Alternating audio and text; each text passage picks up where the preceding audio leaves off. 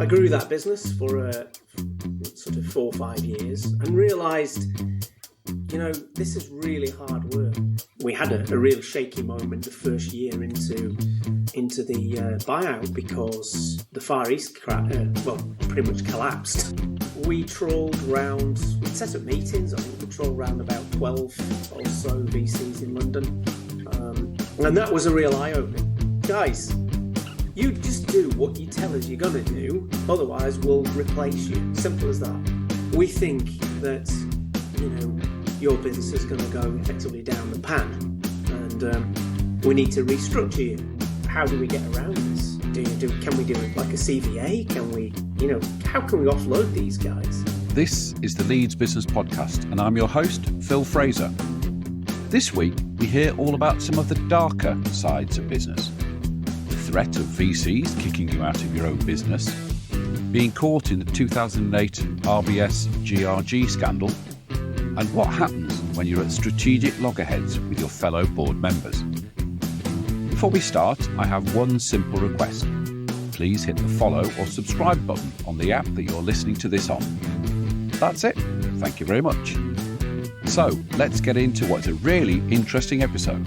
Today on the Leeds Business Podcast, we're with Dean Hartley, a local consultant, advisor and angel investor. Hi, Dean. Hi, Phil. How's things? We're good. Thanks for having me. It's a pleasure. It's a pleasure. So, Dean, your story starts at Wharfdale in Leeds, where you were making speakers, and then you decided to launch a startup. Take us from there. Yeah, I mean, I'd always wanted to work in electronics and audio, and I'd trained in electronics in Leeds, and it was always one of those sort of childhood passions, taking things apart from an early age. Some things that I shouldn't have done, including vacuum cleaners and that kind of thing. That's kind of not normal at 4 or 5 years old, I guess. You'd pick up a screwdriver and start twiddling things. But that was the case. And so I was always inquisitive about electronics and sound. So it was always my dream job. And, when that kind of opportunity came, I'd worked for an audio company for a couple of years before that. And Wharfdale come knocking on the door to, it was kind of headhunted really, to establish a whole new professional audio division for Wharfdale. And at that time, they were only making hi-fi speakers and hi-fi equipment for the, the enthusiast. And I ended up in Crossgates, and coincidentally is now the building that Sound Leisure occupy. So you've obviously had Chris Black on one of your podcasts recently, and I went sometime last year. I went on it was one of the car clubs, and they said, "Oh, we're doing a tour of Sound Leisure because cars are." Chris is a bit of a car nut, so he wants us to go down there. Anyway, we did the tour, and what was really interesting was I could probably show most of the people around the place because it was like just walking into it hadn't really changed. My office was still there, and so this was 30 years later. So that was kind of fun, really, rekindling those days. And so I'd worked at Wharfdale for a couple of years. We'd established this professional audio division, and things were going pretty well, and then there was a takeover imminent, and we didn't know what was going to happen, whether that side of the business was going to be hived off, or the whole thing was going to be sold. What would happen to us? And I took I don't know whether it was an informed decision, but it was one of those like spur of the moment. I'm going to jump at the chance to hop out and start a business. At that time, we'd only just got married. We got a young child, a daughter. She was literally months old, and I'm not sure I knew what I was doing at the time. It was one of those things that you just kind of, I think the excitement of starting your own business, being your own boss, and actually putting those ideas that you'd had that you couldn't do within the business that you work for, you're constrained. Suddenly all that those shackles were off, and You could pretty much do what you wanted. So yeah, so I started a business. It was bootstrapped. It was an audio business. So we designed and manufactured loudspeakers in Wakefield, and I grew that business for sort of 4 or 5 years, and realised, this is really hard work. As much as it's exciting and enthralling, and you go home of an evening and you're still working, you become that kind of everything person, really. You're the sales guy, you're the CEO, you're the bookkeeper, and you're doing bits of everything. So obviously you learn a huge amount of skills. And I think at that point you start to realize there's got to be more to this. And this is the thing with bootstrapping a business. You can only do what you can do within the financial constraints of what you've got to play with. It was effectively developing new products based on cash flow, really. So we generate cash, we develop new products. It was, kind of, that's how it worked. And, I always thought there's got to be more to this. I've got to be able to grow the business.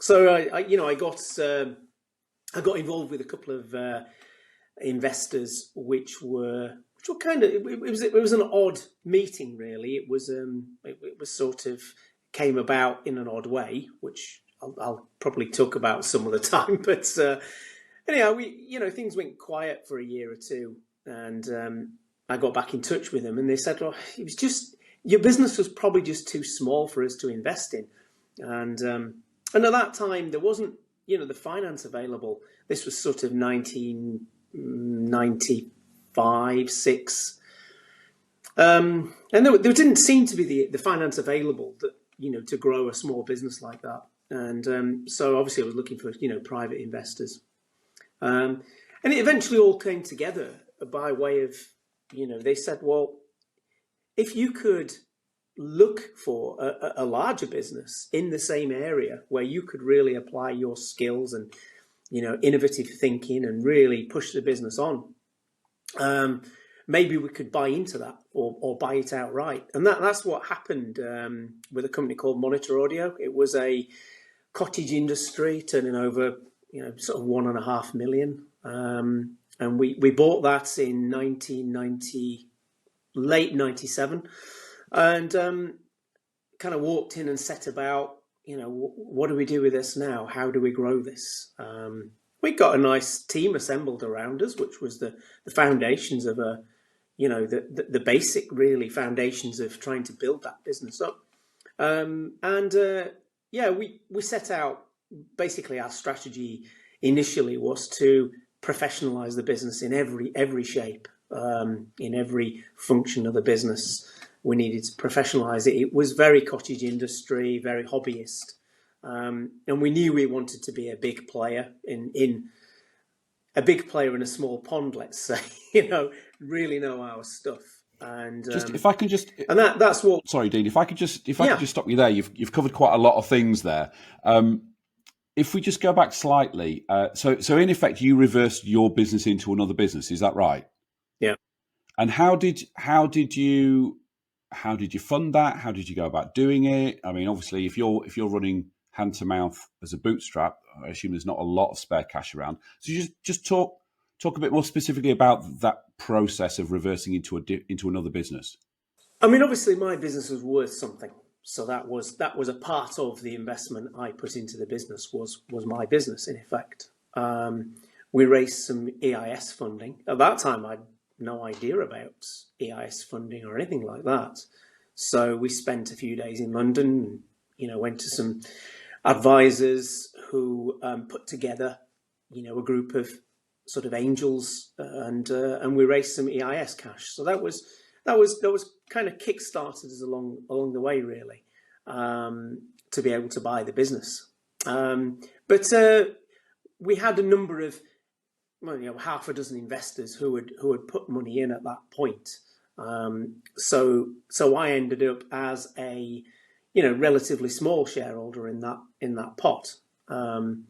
So it was on a fairly small scale. I came into the business. So And being part of a bigger business, how did that affect your role, and how did you approach that, and how did you maximize all of that? I think the one thing that was evident at the time was that I'd been running around like a headless chicken previously, and actually doing everything. And you realise you're dragging yourself around. You're not being ultimately effective in probably any area particularly. And then suddenly I found myself, able to just head up the whole product development cycle of the business. So I didn't really have to worry about finance anymore, or HR or other aspects of the business. It was kind of like a new lease of life, going back to what I really started doing, which was an engineer, albeit on a more professional scale with a slightly bigger business, and having to then recruit new people and sort of build an engineering team around that. But that was the real kind of going back to what I really wanted to do. But I think as the business grew, and we knew you kind of have to grow with the business. You have to start learning other things in the business, and I think that's really key, and that's something I'll talk about a little bit later in the podcast as well. Yeah, we'll come on to that. Okay, so you're in this bigger business, this bigger animal. I know, what was it, around 2006, you then sort of took another step by going out looking for VC money. Talk us through that, and why you did it, and how it happened, and the ups and downs of it.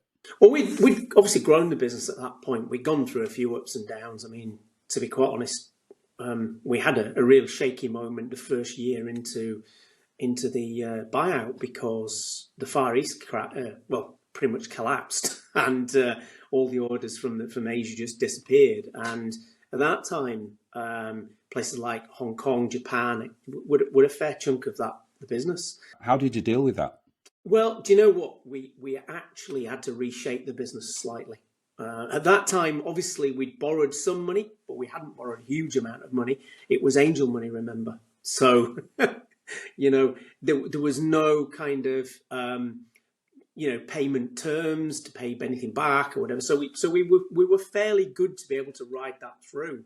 And our kind of debt structure wasn't heavy duty at all at that point.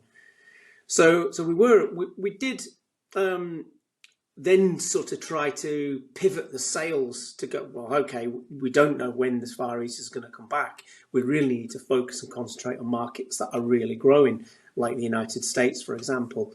It had been growing, but we really put some effort on that side of the business to be able to grow sales in that area.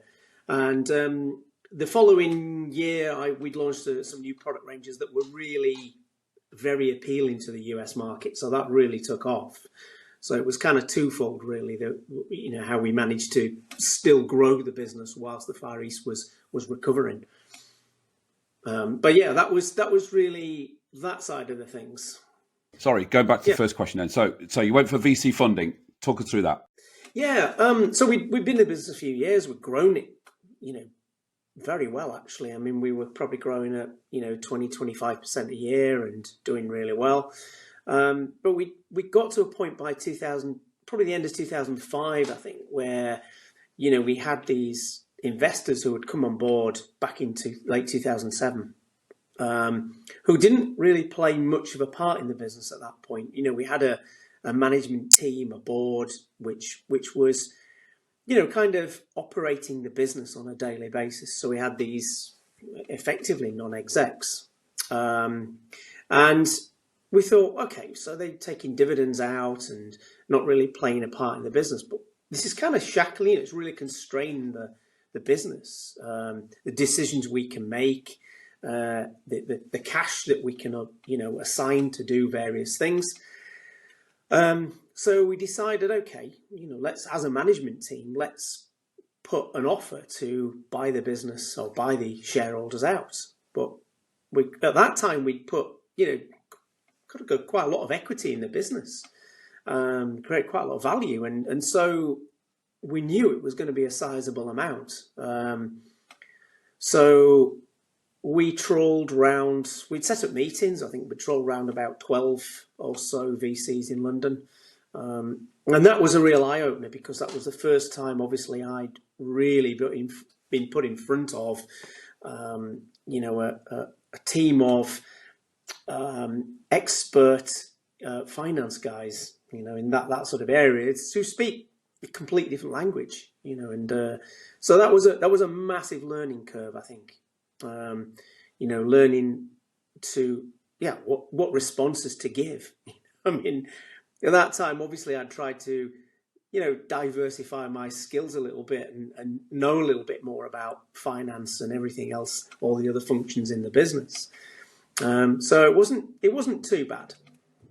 So we got through that, and there was a number of areas which, sometimes we walked out of a VC meeting and we walked down the street, we're thinking, so if this all goes wrong and we've raised all this money, basically what that guy said was that we'll take your business off you. I mean, he didn't actually, hold back. That's exactly what he said. Guys, you just do what you tell us you're going to do, otherwise we'll replace you. Simple as that. And that was really very scary. It's like, hang on a second, we just built this business up for the last sort of eight years or so, and now some guys saying, well, you don't do as you expect, or as we expect, and we'll replace you. And we did think at the time, yeah, but what if one of those things comes in like a Far East crash again? What if there are those external bumps in the road that come along and derail you? It's not your fault, but yeah, someone's leveraging it, basically leveraging you out the business. So that was really scary. And then we were introduced to, and they'd only literally just started doing them. HBOS actually started, and then RBS started doing them, and they were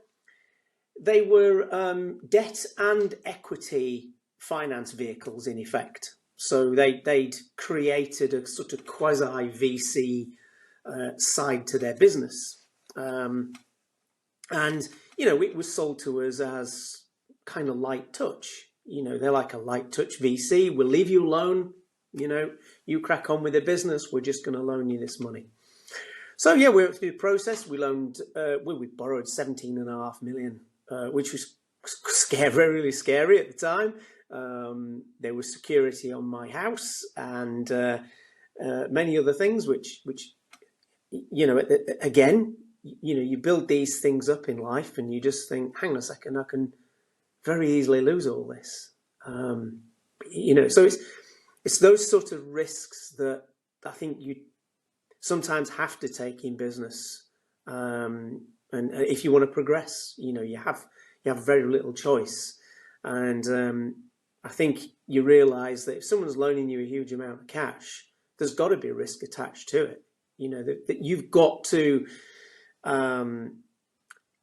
play the part in that whole thing. They've got to be certain that you're not just going to walk away with this and have not have any responsibility. So I think that whole thing was about responsibility and ensuring that you're going to return the best for the business and grow it in line with their expectations. Did you see that as a big step change in you and the business becoming a proper grown-up business now, having to do, you've got somebody to respond to, you've got to, like you say, all right, it might not be the same, but you are responsible to other people, and if it goes wrong, you're answerable, which obviously changes the dynamic.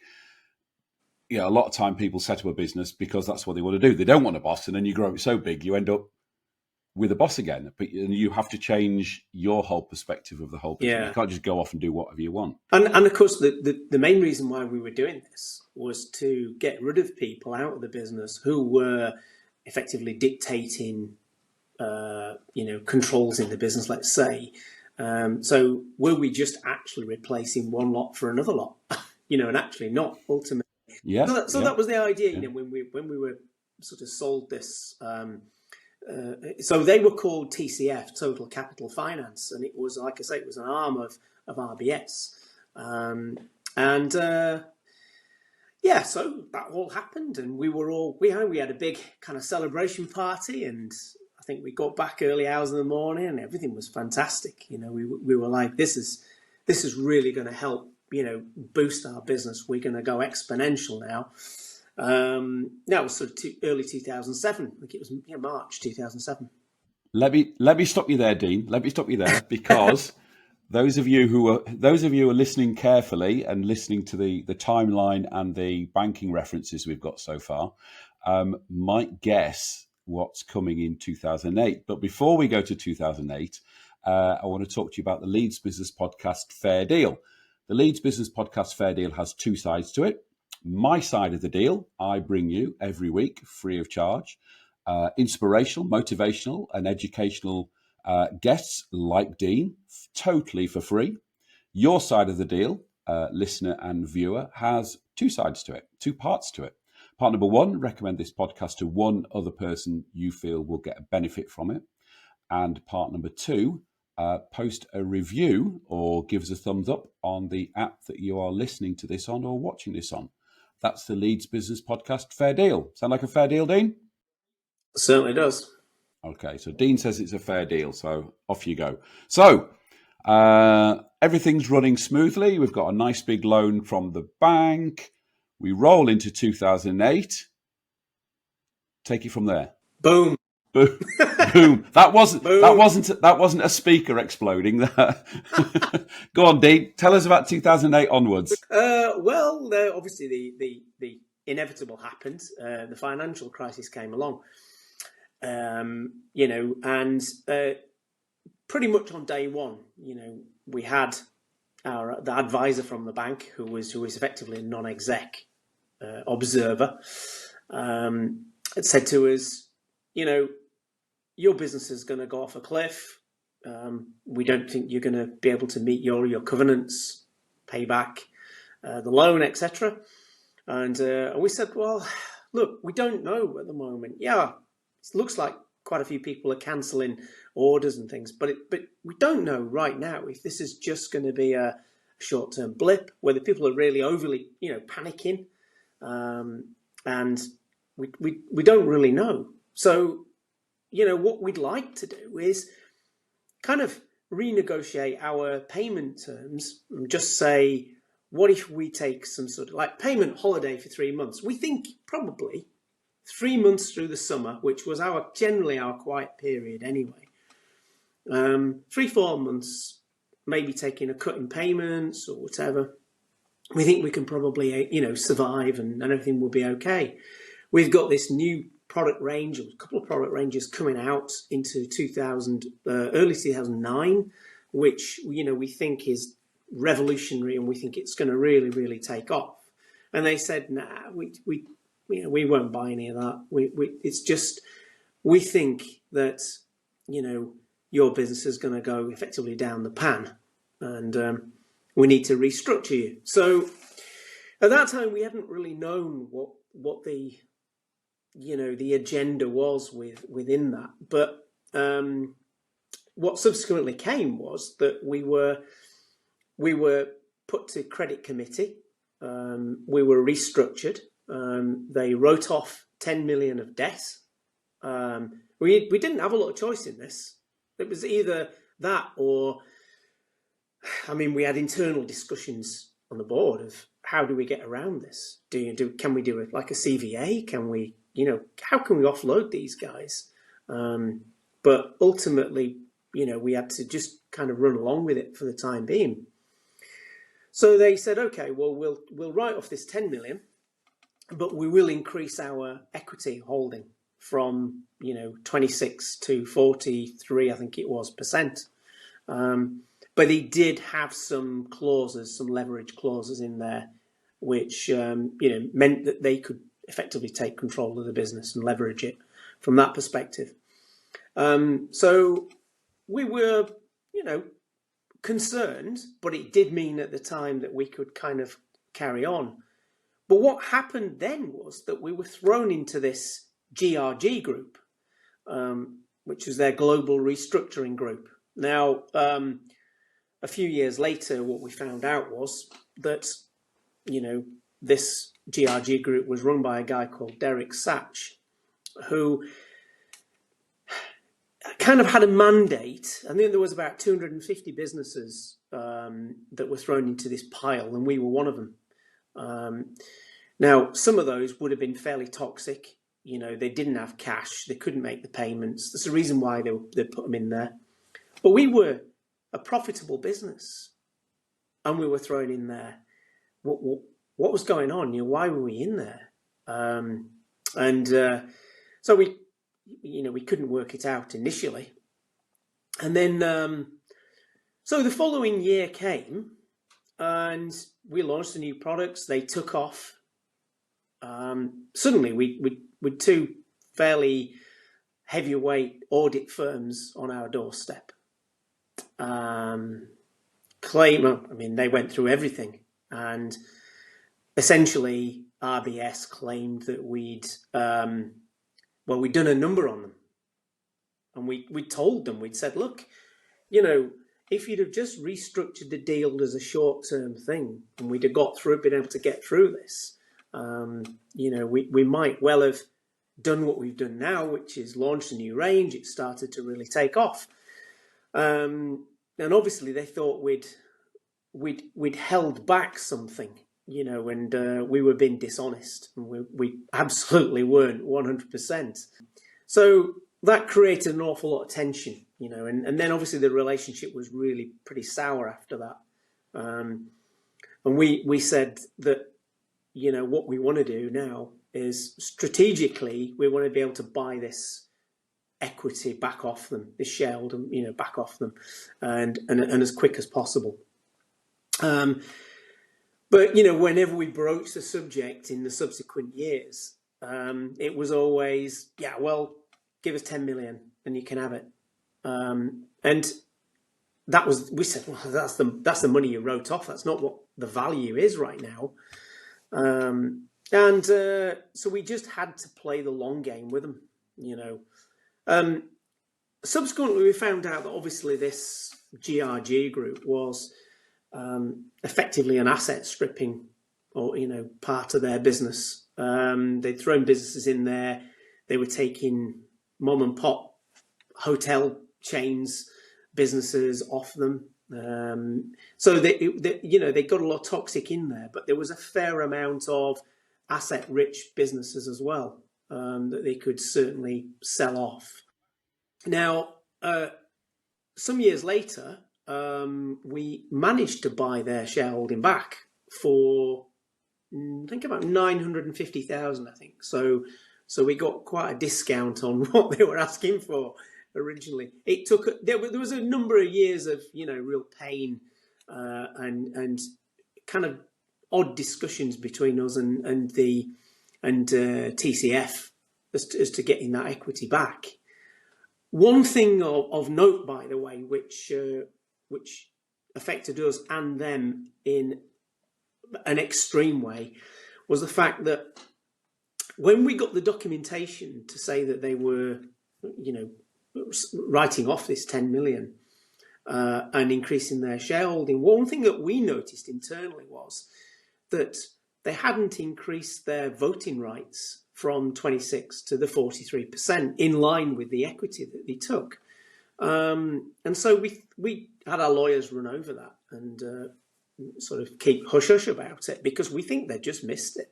I mean, they had a huge amount of lawyers on it, but, I imagine it was just missed.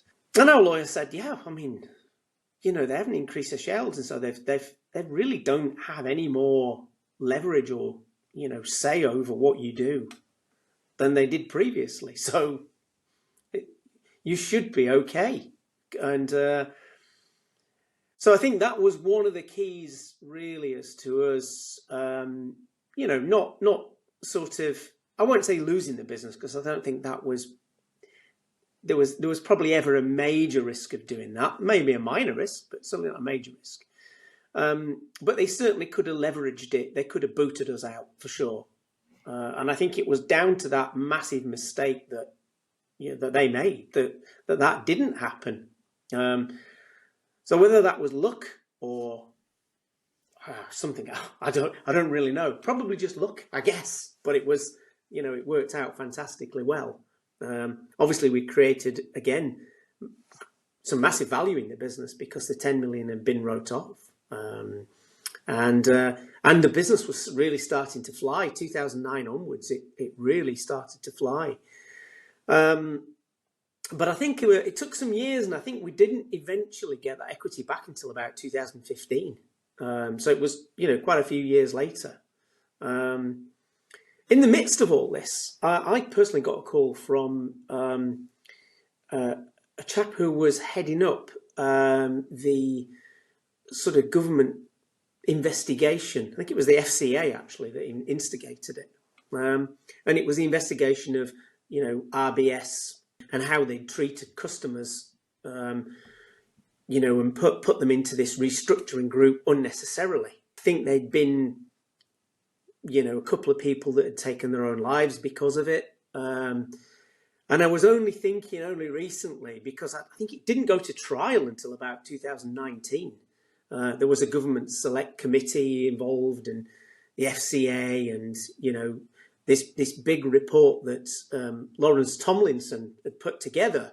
He'd been brought in, who is the chairman of the LNT Group of Ginetta Cars based in Leeds. They brought him in to put this dossier together. But I was only thinking of what's all happened at the moment with the post office scandal, and how similar that was in some ways, how people had their businesses just taken off them unnecessarily. And it all sort of went quiet, and I think the government had essentially said to RBS, stop doing these packages. You're a debt lender. You loan to business. You don't take equity.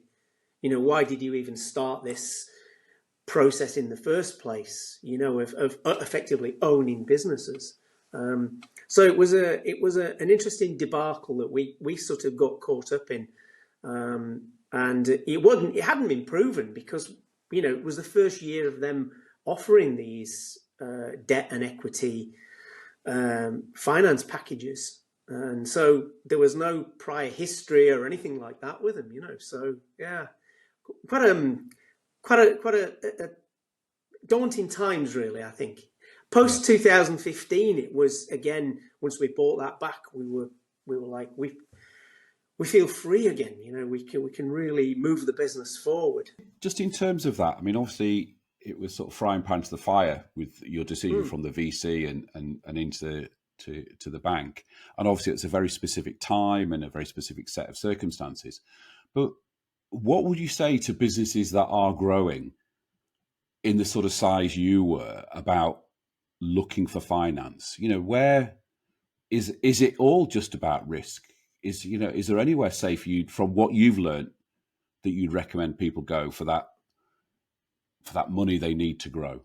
I think the landscape now of venture capital's changed quite a lot, to be honest. I mean, you're seeing a lot of VCs who are operating much lower down the business scales. They're loaning to scale ups, of 1.5 million sort of size in revenue. So they're coming in. They're more light. We'll use this word again, light touch. And I guess if they really believe and they're investing in the management team to build and grow that business. There's quite a number of VCs now who have real ESG responsibility, sustainability, and they're sort of, the way they're doing their business, operating their business, and the way they're loaning money is different now, I think, to what it was probably 15, 20 years ago. So I wouldn't shy away from, even though I went through a sort of torrid time with that. I wouldn't shy away from venture capital money, because I think firstly if you're growing your business, but you're growing your business at a faster rate than your cash can really provide, what do you do? How do you grow that business? Do you restrict its growth, or do you go, look, we need some investment in the business? And I think that, to just think to yourself always, we'll always bootstrap this business. We'll just keep cash in it, bootstrap the business, grow it organically. We use that word an awful lot in business circles, this organic growth thing. It's kind of all well and good, and it really works for some businesses. But if you really want to scale a business, you have to take that, whether we can term it as risk or not. But I think sometimes also venture partners really add and provide something to a business as well. A sounding board, specialist skills that you don't necessarily have as well. So yeah, I wouldn't shy away from venture capital if you're a good size SME and you're really wanting to scale the business beyond your internal means of cash. So it's more of it's a broader and safer market to be in now, isn't it? I'd say so, absolutely. Yeah, I mean, obviously there's angel investment money as well, but that's less of an issue, or less going to be a practical as you grow your business anyway, because there's going to be less chance of those mega returns that an angel investor might be looking for. Okay, so we've been through the RBS crisis. We're back out the other side. We're doing really, really well. Talk us through the exit. How did that come about? And just talk us through it. I guess I'd got at that point real aspiration to create real value in the business. I got really kind of hooked on strategy and trying to create new strategic effort within the business to push the business on, and looking at all sorts of things, acquisitions, looking, to provide synergies within our business to grow it. Diversification, how can we bring in new areas of the industry? How can we develop new products for those industries? And I just kind of trying to really think outside the box. And I think I'd sort of started to get a flavour of new things that were out there that I hadn't really seen before in tech, essentially, in the kind of technology side of our business. But ultimately, there was some risk to that. And, we turned into a really, really nice lifestyle business. And so I think there was a sort of dilemma within, the remainder of our board, which essentially got down to sort of three of us, plus a non-exec. And so we were fairly light on the board at that point. And then, I think there's always that thought of, okay, well, we're doing well, yeah, absolutely, and the dividends are great, and, having a nice lifestyle, that's fantastic. I kind of wanted more. I wanted more from the business, because I actually knew that I wanted this business to create some real value. I mean, I wanted a big exit. I wasn't particularly greedy about that. It was actually more about growing the business to a point where, for me, it was more about accolades and getting that sort of thing, is actually creating innovation and being recognised for our achievements. That was more to me than anything. But obviously, as a mark of that, you hopefully grow the business to make it really valuable, to a point of which somebody wants to come along and acquire you. That was always my vision for the business. But it doesn't always work like that, as I found out.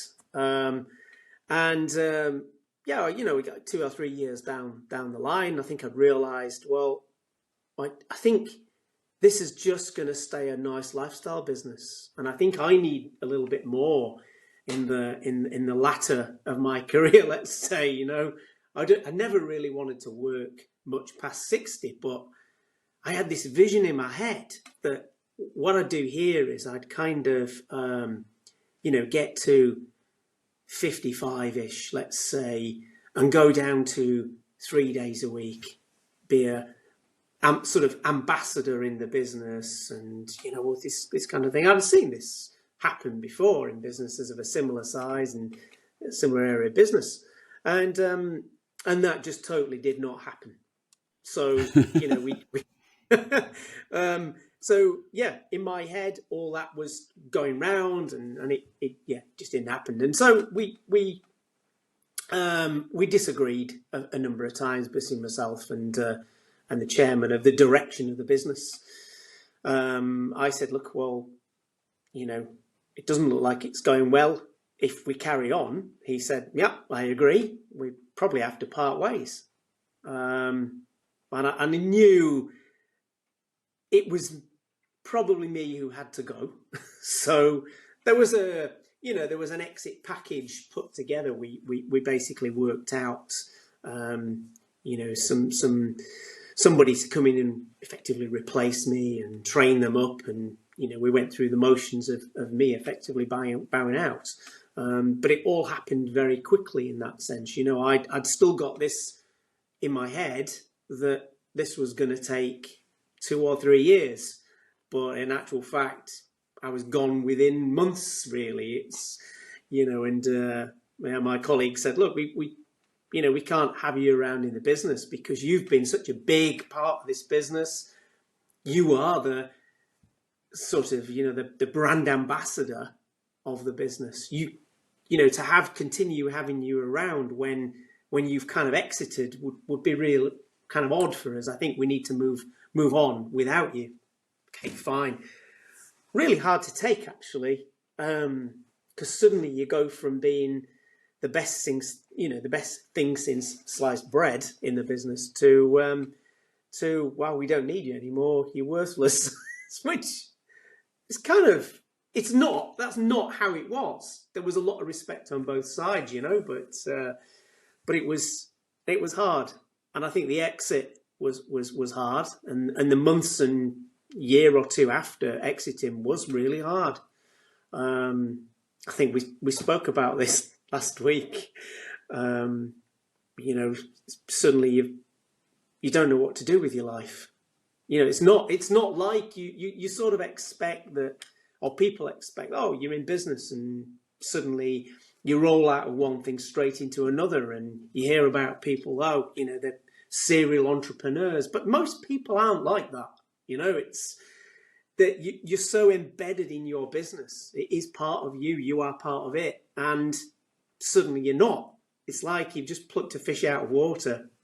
You don't know what to do, So that was really hard for a time. I suppose you've always got to look back and go, okay, well, I created some value. That shows I created some value in the business, because I'm now in a position where, to be quite honest, I don't need to work anymore. But I do want to work. So there's all this kind of dilemma, Well, I want to work, but on my terms. So yeah, it's a dilemma. I think probably it took me 12 to 18 months, and then obviously COVID came along, and I think that gives you an awful lot of time to consider what to do as well. I had a 3-year non-compete as well, non-compete agreement, which meant I couldn't do anything in my industry for 3 years anyway, which meant I kind of had to look outside of, the audio business as such, because it was a pretty broad, sort of non-compete agreement.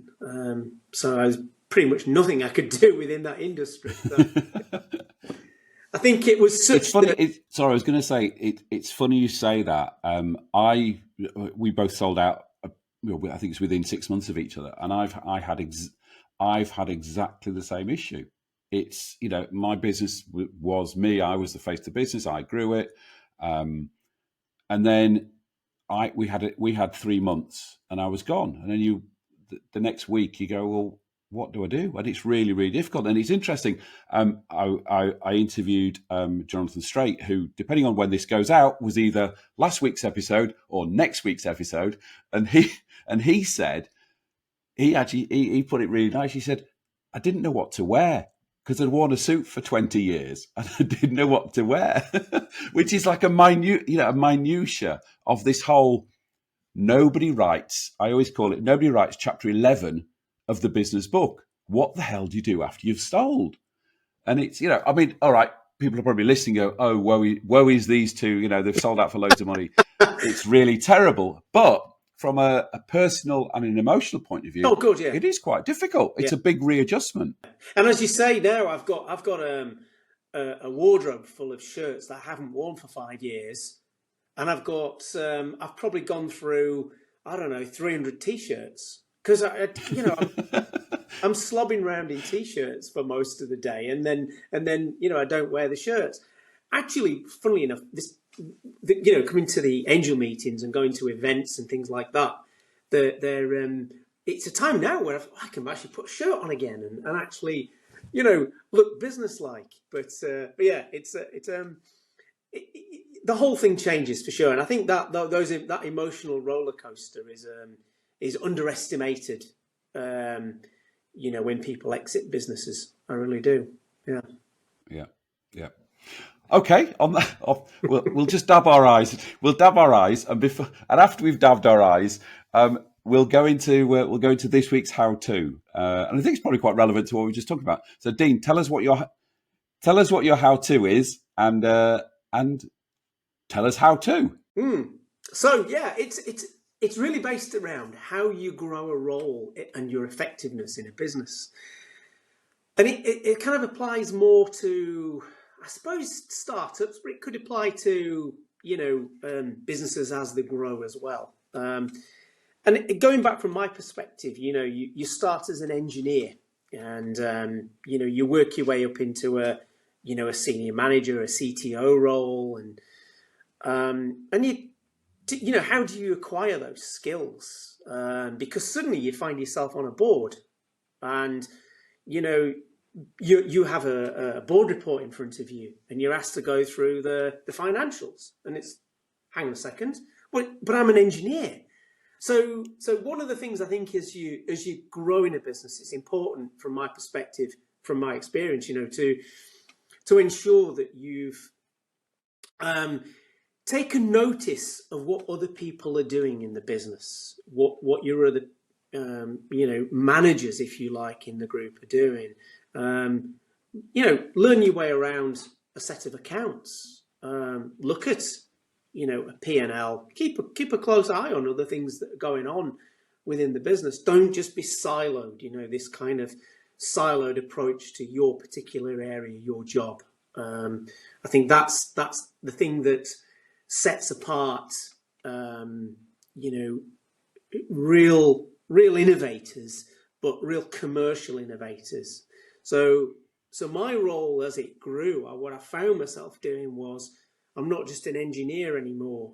And what I'm doing is, I'm not just thinking about how can I make this widget and how can I make this widget even better.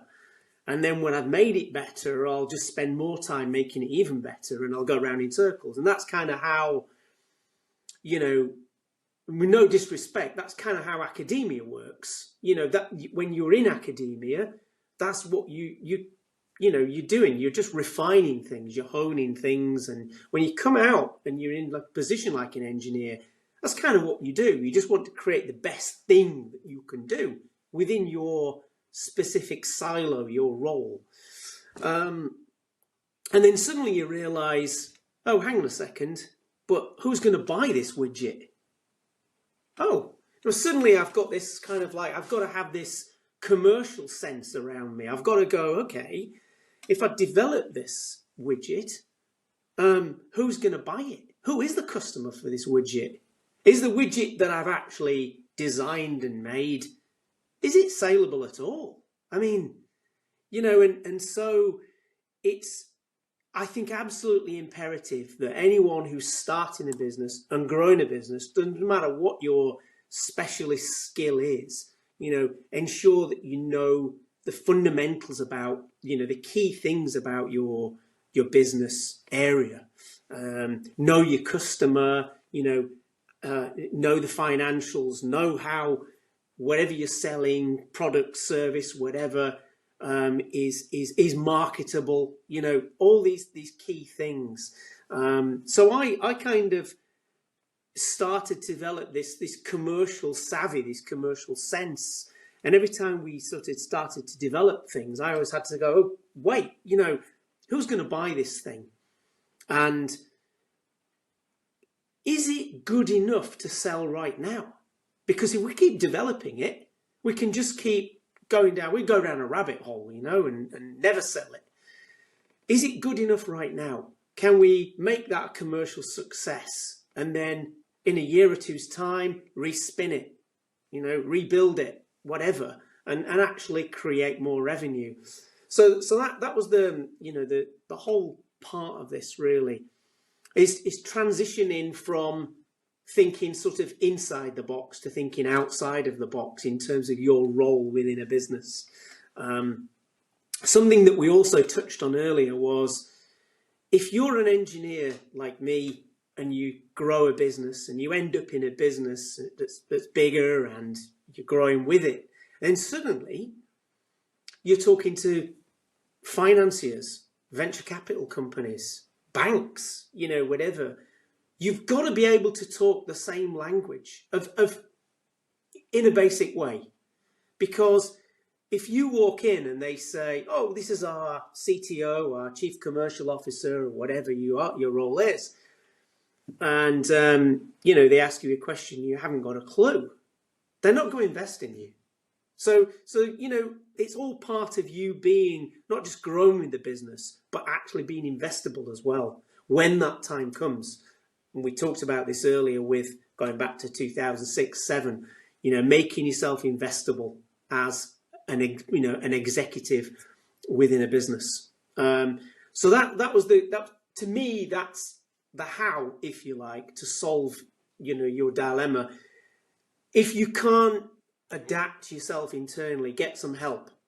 Get some help from externally. There's so much help out there in helping executives to grow their business, grow as a person, and providing you with, some of the skills that you probably don't know, or maybe you never really needed. Never thought you needed at all. So that's the how-to, I guess. Okay, I mean that in a nutshell, this is growing you as the business owner as the business grows as well. That's what it's about, and it's about investing in yourself as a business owner. Really, really useful, Dean. Really useful. So, finally, one final question. We ask all our guests to give a shout out to another Leeds business. So, Dean, who are you going to give a shout out to? So, it's actually a business I met about a month or so ago, and the business is called Luma. So it's LUMA number 3.co.uk. I don't know why it's like that, but Luma. And I met the CEO. It's a startup. He's been going, I think, about 3 years maybe. And I think he started during COVID. Michael Crinian is the CEO's name. And he's based over in, I think, towards Brighouse Way. So he was a product design teacher who decided to create this product, which is a kind of light, and essentially it pulses light and it helps you to breathe. So it has these breathing patterns to help you reduce stress and anxiety. It's something that I really I liked. He was a product design teacher who thought, I want to start a business to solve a problem. And he just wanted to do that. That's really what he wanted to do. And he's raised a little bit of money, but essentially bootstrapped it from the start. And this kind of wellness space is really something that's growing, and I think is, becoming a more important topic in our lives, because, there's you have a lot of anxiety, stress. You don't necessarily know where it comes from. Maybe there's certain practices that could have helped me during, my exit period, to get my head kind of straight into what I wanted to do next. So the wellness space is something that I'm really kind of into at the moment. And so that was the business that I'd really like to kind of give a big shout out to. Andy's a fantastic, energetic guy as well. We had a coffee. We had a couple of coffees actually, and I think an hour turned into 2 hours, and we were just kind of. It was really a really buzzing conversation. So it was really exciting. Fantastic. There will be a link to Luma in the show notes, and Michael's been shouted out twice now. If you ever listen to Colin Glass, if you listen to Colin Glass's episode, which was 2 or 3 weeks ago, he gave Michael a shout out in that as well. So you're in good company. No, I do believe now. I remember. I think Colin did a little bit of advisory work, or he's advising Michael. Yes, yes, yeah. But yeah, it was such a great guy, and I think it was one of those things, where someone just develops a product and they really believe in the whole concept of what they're doing, and they're really sort of embedded and entrenched, and it's just a fantastic story, and I love stories. So yeah, that's fantastic. Dean, thank you very much indeed. It's been a pleasure having you on the show, and really interesting story, and well done for beating RBS. Thank you very much, Phil, and it was a pleasure to be on today. Take care. Thanks for listening to this episode. I hope you found it interesting, inspiring, and of use. To make sure you don't miss out on any future episodes, please subscribe to the show. Go on, do it now. Do it now before you go off and do something else. Thank you. Much appreciated. Oh, and don't forget our fair deal. See you next week.